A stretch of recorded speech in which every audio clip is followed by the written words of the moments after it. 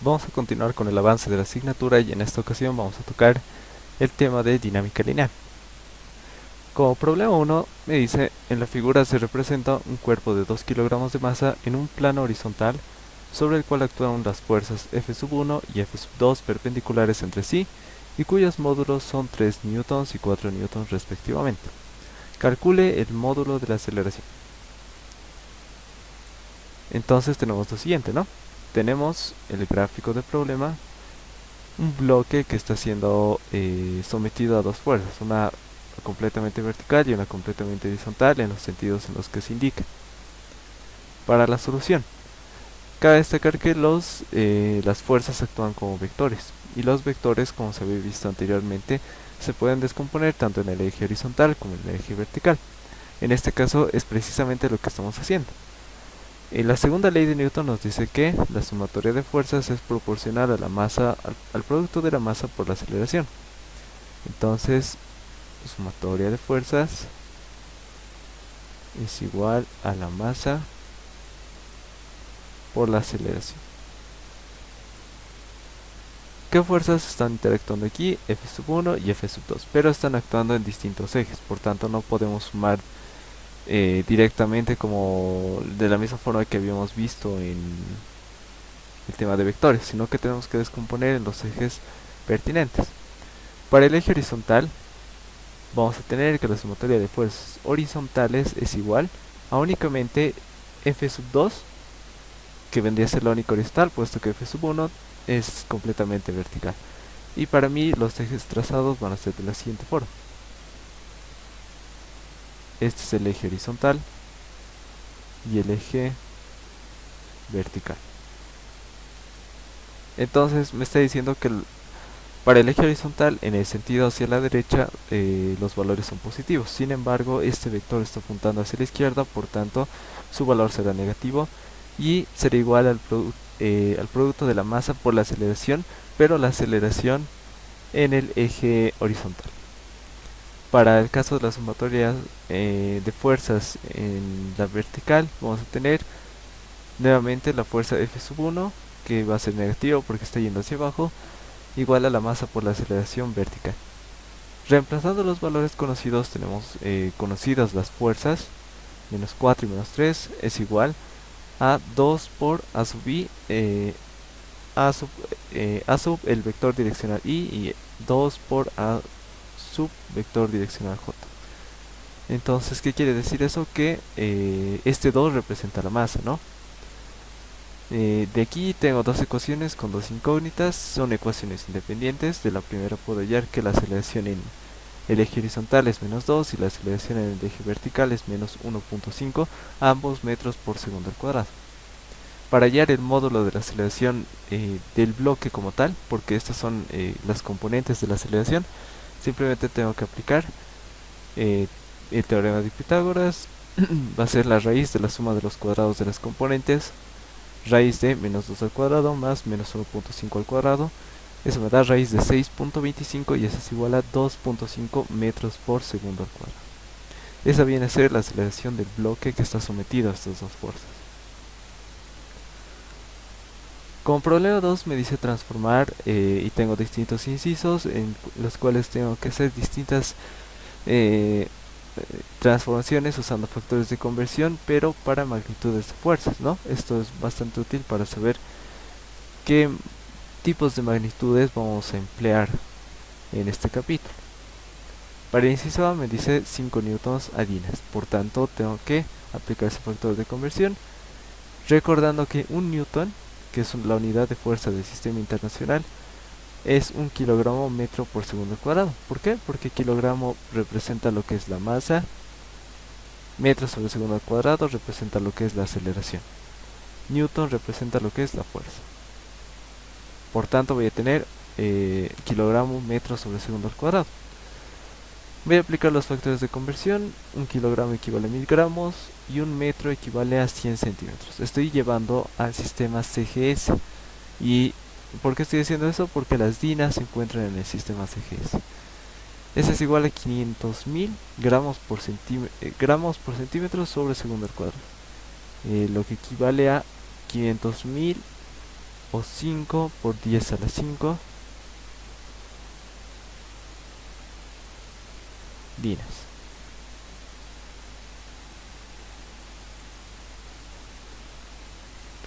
Para el inciso B, de 10 dinas a newtons, tengo que aplicar el factor de conversión, pero en sentido inverso.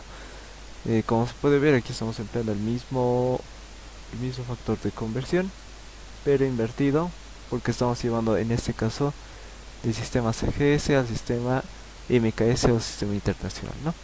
Y lo propio pasa con esto, ¿no? Aplicando el factor de conversión me sale que es igual a 0.0001 kilogramo metro sobre segundo, y aquí faltaría un cuadrado, ¿no? Kilogramo metro sobre segundo al cuadrado. Para el inciso C, 10 kilogramos fuerza a libras fuerza. Entonces hay que recordar también que en el sistema técnico la unidad de kilogramos se puede emplear como unidad de fuerza. Ahora aquí otro concepto importante, que el peso es igual a la masa por la gravedad. Y que en este caso estamos representando el peso, viene a representar la fuerza, la masa a sí misma, y la gravedad, que es un valor de aceleración, viene de esta ecuación, ¿no? Entonces de ahí es de donde viene esta ecuación. Entonces el peso para el sistema técnico se puede colocar en unidades de kilogramo. Claro que en ciertas ocasiones se suele obviar esta F que representa kilogramo fuerza y simplemente se suele colocar kilogramo, pero por el contexto del problema nosotros podemos sobreentender que se trata de una unidad de fuerza. Entonces, en este caso nos pide llevar de kilogramos fuerza a libras fuerza, y simplemente aplicamos el factor de conversión que ya conocemos para las masas, que viene a ser el mismo. Una libra equivale a 0.4536 kilogramos, y equivale lo mismo para unidad de libra fuerza, kilogramo fuerza. Entonces 10 kilogramos fuerza equivalen a 22.046 libras fuerza. Para el inciso D nos pide llevar de kilogramos fuerza a newtons.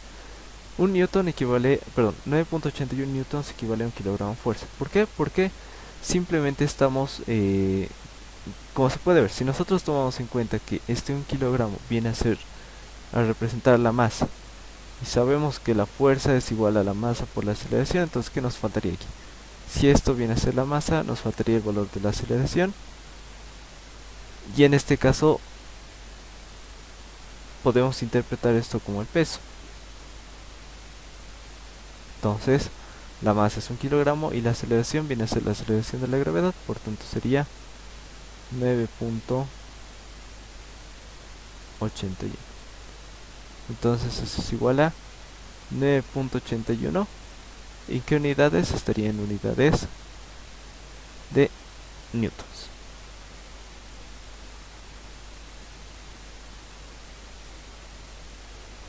Entonces de ahí es de donde viene este factor de conversión. Le aplicamos el factor de conversión y me sale 98.1 newtons.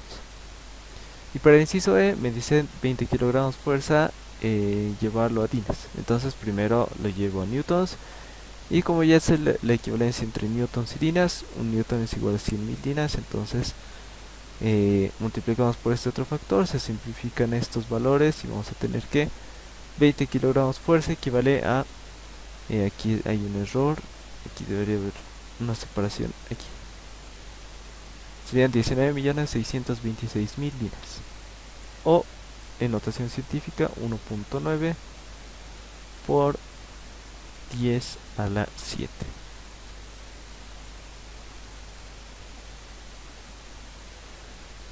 Y habiendo visto las generalidades y las unidades más empleadas en este capítulo, vamos a pasar a ver un poco más problemas más desarrollados. Problema 3.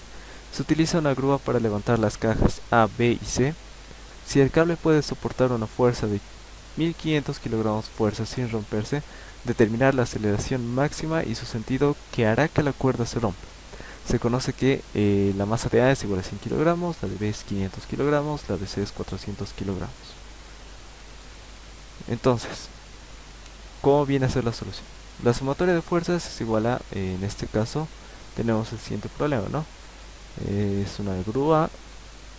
Aquí tendrá un soporte y estaremos levantando tres masas distintas.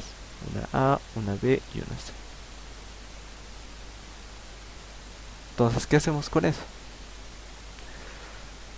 Esta grúa va a constar de una cuerda o un cable o algún sistema que le permita elevar estas masas. Entonces, este elemento que está empleando la grúa va a estar sometido a una fuerza. Y en el caso de cables o elementos que estén sometidos a tracción o estiramiento, como se podría llamar, eh, esta fuerza se lo puede denominar tensión. Es como cuando estamos tensionando una cuerda, se le está sometiendo a un esfuerzo de tracción y se lo conoce como, esa fuerza que está actuando se lo conoce como tensión. Y aquí por otra parte está actuando el peso, ¿no? Bueno, en realidad está actuando el peso combinado de estos tres objetos.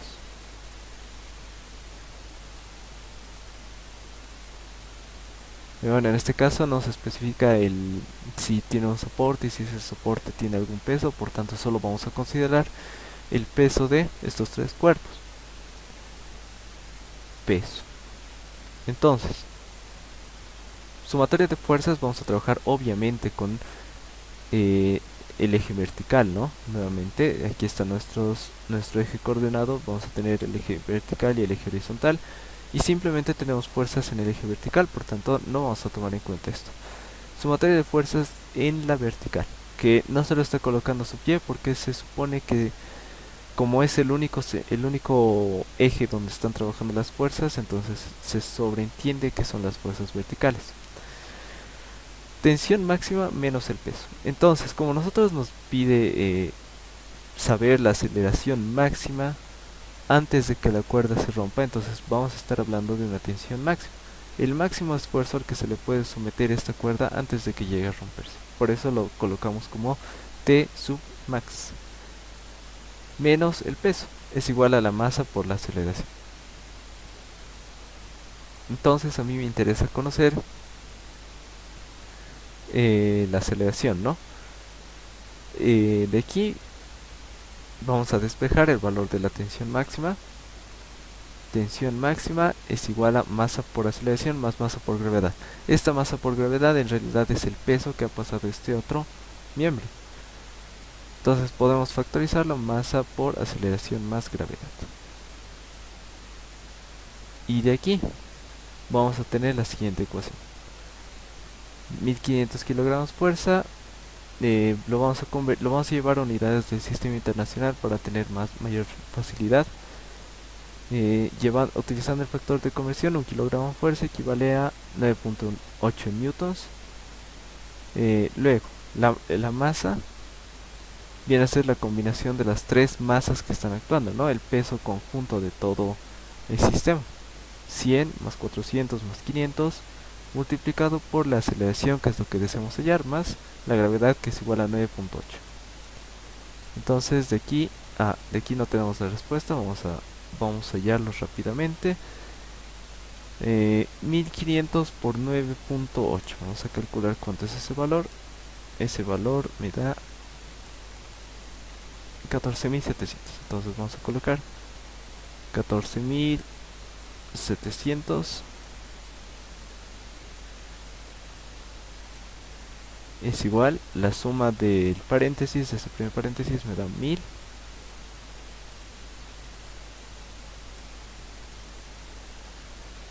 Y de aquí podemos separarlo, ¿no? De hecho, más convenientemente hubiese sido dejarlo como está y de aquí pasar la masa a dividir este otro miembro. Pero vamos a trabajarlo como está.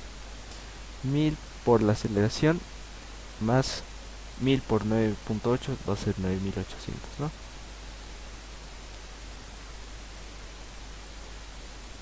Entonces, si yo pretendo despejar la aceleración, en primer lugar, estos 9800 pasan a restar aquí. Me va a quedar 4900. 4900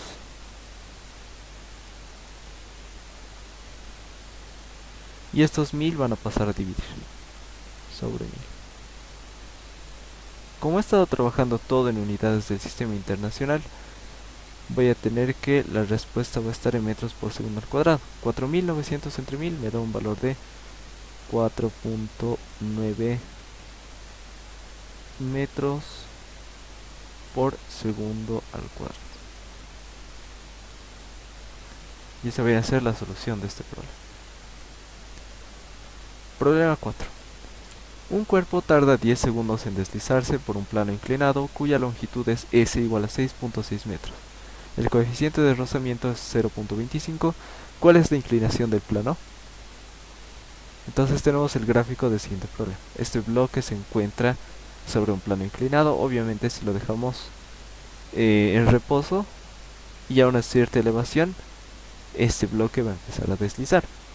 Bueno, en realidad eso dependería, ¿no?, del coeficiente de rozamiento que tenga la superficie, puesto que si el coeficiente de rozamiento supera este vector que viene a ser el vector del peso, pero en el eje X, si es mayor, entonces el bloque va a estar en reposo, ¿no? Eso lo vamos a ver a continuación. Entonces, para la solución, en este caso voy a trabajar en dos ejes, porque tengo fuerzas que están interviniendo tanto en el eje horizontal como en el eje vertical. En este caso, ¿por qué no estamos trazando el eje común como lo conocíamos así? Horizontal y vertical. ¿Por qué estamos inclinando los ejes? Por conveniencia. Podríamos trabajar con este sistema, con este eje coordenado, pero vamos a ver más adelante que va a ser más complicado. Entonces es mejor colocar el eje de tal forma que el eje horizontal sea paralelo al plano inclinado, y lo vamos a ver a continuación por qué. Para la sumatoria de fuerzas horizontales, ¿qué fuerzas están interviniendo? Está interviniendo la fuerza de rozamiento y está interviniendo este vector pequeñito que vemos aquí, que en realidad no es un vector independiente como tal, sino que, como se puede apreciar aquí, el peso siempre es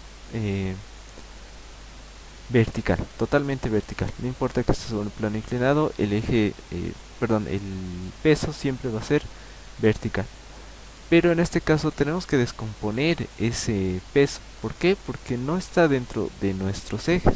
Si podemos verlo aquí, si trazáramos el peso, perdón, esto está un poco chueco. Si trazamos el peso en nuestro eje, vamos a ver lo siguiente.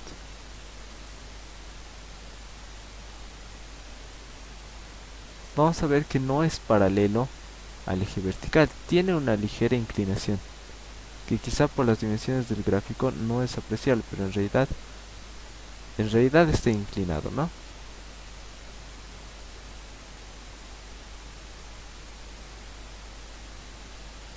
Tenemos una inclinación. Entonces es por esta razón que tenemos que descomponer nuestro peso. Bueno, en realidad el peso del cuerpo que tenemos. Listo, como se puede apreciar tiene una desviación respecto de la vertical. Por eso es que lo estamos descomponiendo en el eje X y en el eje Y. Entonces, para la sumatoria de fuerzas en la horizontal, vamos a tener negativo, que es este vector pequeñito que estamos viendo aquí, menos peso por el seno de θ. El ángulo θ es este que podemos observar aquí. Entonces este vector es el opuesto al ángulo, por eso estamos utilizando la función seno. Menos peso por el seno de θ más la fuerza de rozamiento. Positivo porque está a favor de la dirección del eje, y este negativo porque está en contra. Eso es igual a la masa por la aceleración. Para la sumatoria de fuerzas en el eje Y, vamos a tener la normal menos el peso por el coseno de θ. Este valor de esta normal, ¿a qué hace referencia? Por la tercera ley de Newton nosotros sabemos que a toda fuerza corresponde una reacción de igual magnitud, ¿no?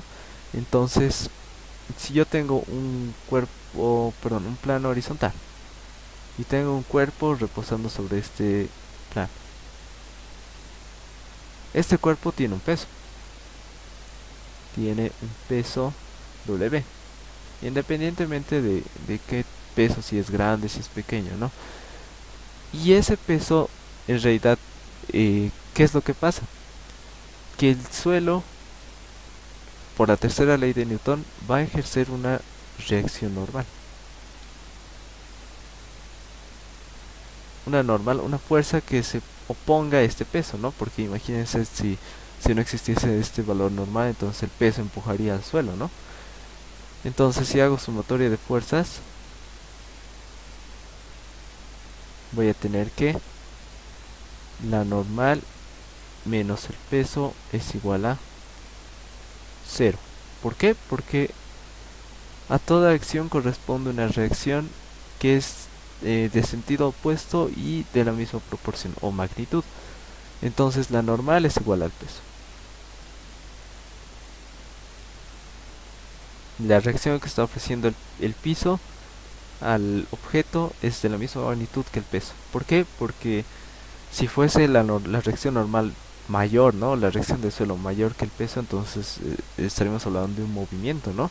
Porque existiría una fuerza resultante. En este caso, la aceleración de este cuerpo que está en reposo sobre el suelo es igual a 0. Si nosotros dejamos un cuerpo cualquiera en el suelo, a no ser que se apliquen fuerzas, el cuerpo va a permanecer en equilibrio. Por tanto, la sumatoria de fuerzas es igual a 0. De ahí es de donde sale este valor de la normal, menos el peso por el coseno de tita. Coseno porque estamos trabajando con el ángulo adyacente al vector. Es igual a 0. ¿Y por qué es igual a 0? Y aquí es igual a masa por aceleración. En el eje horizontal es donde va a haber movimiento, ¿no? Este bloque se va a mover en este eje.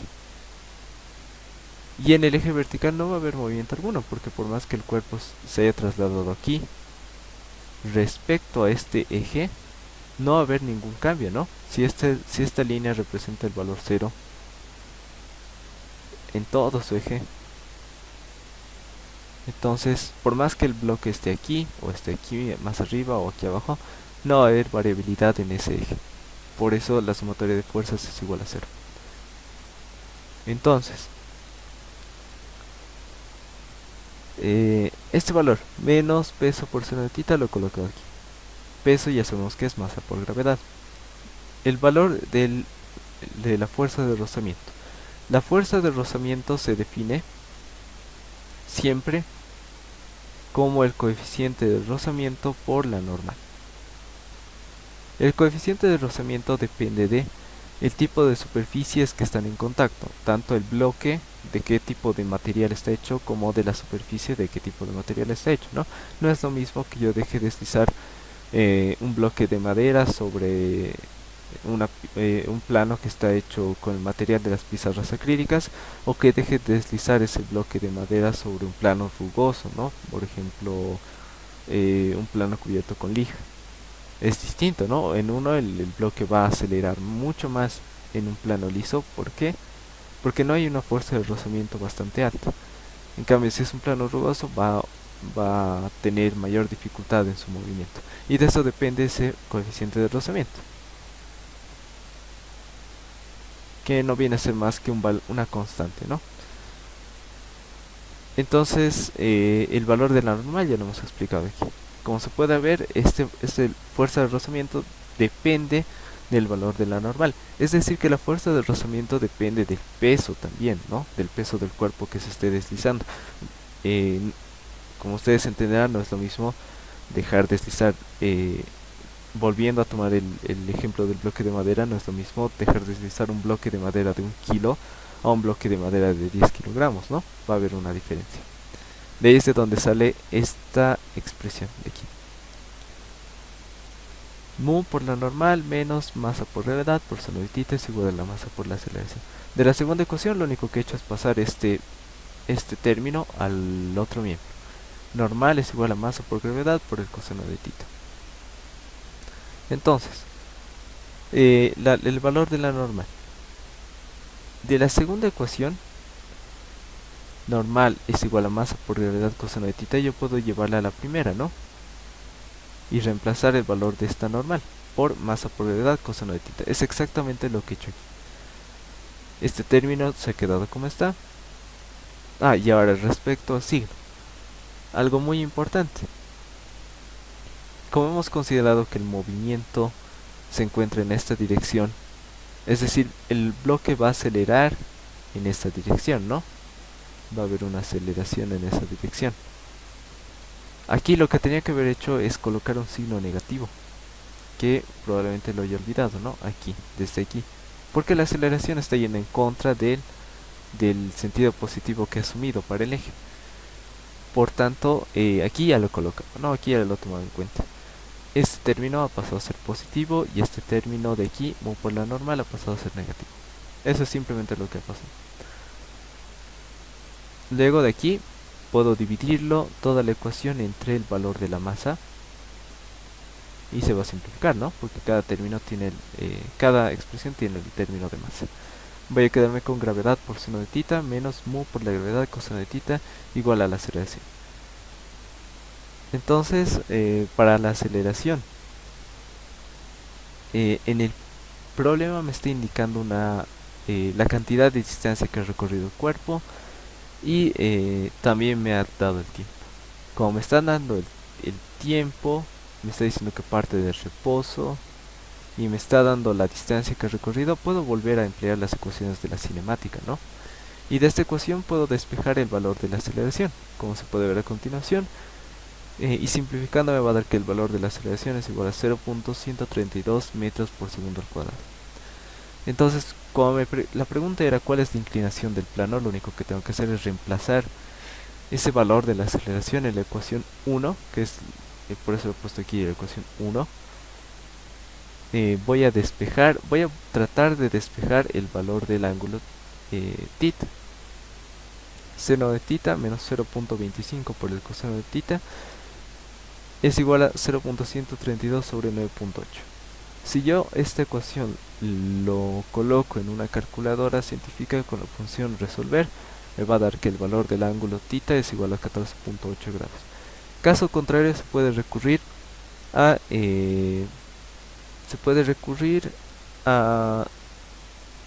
identidades trigonométricas, ¿no?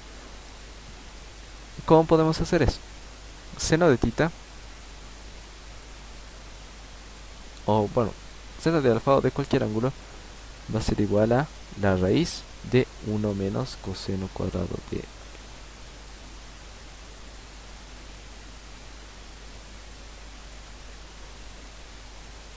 listo. Entonces si yo reemplazo esto aquí voy a tener raíz de 1 menos coseno cuadrado de alfa menos 0.25 representa un cuarto, pero como estamos trabajando con valores decimales lo vamos a ver. Menos 0.25 coseno de alfa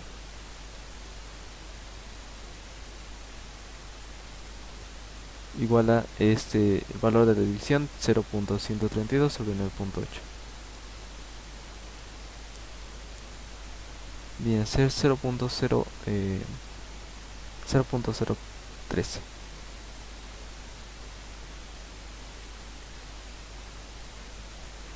Listo. Entonces, de aquí lo que se puede hacer es hacer un cambio de variable. Yo puedo llamar, por ejemplo, u, que sea la nueva representación para coseno de alfa. Entonces voy a tener raíz de 1 menos u al cuadrado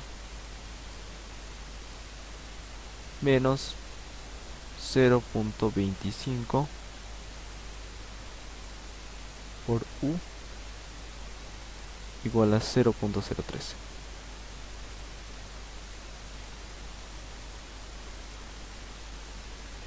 Y listo, aquí ya tenemos, podemos llevar este término a este miembro. Por ejemplo, aquí vamos a tener 1 menos u al cuadrado. Vamos a tener 0.25 de u más 0.013. Listo. Entonces, como se puede ver aquí, luego vamos a poder elevar esto al cuadrado y vamos a tener una ecuación cuadrática, ¿no? En función a u. De ahí nos va a lanzar los valores para la expresión u. Después volvemos a la variable coseno de alfa y de ahí podemos despejar el valor de tita, ¿no? Y es así como nos podría dar de una forma más manual, antes de colocar en una calculadora científica, el valor del ángulo que estamos buscando.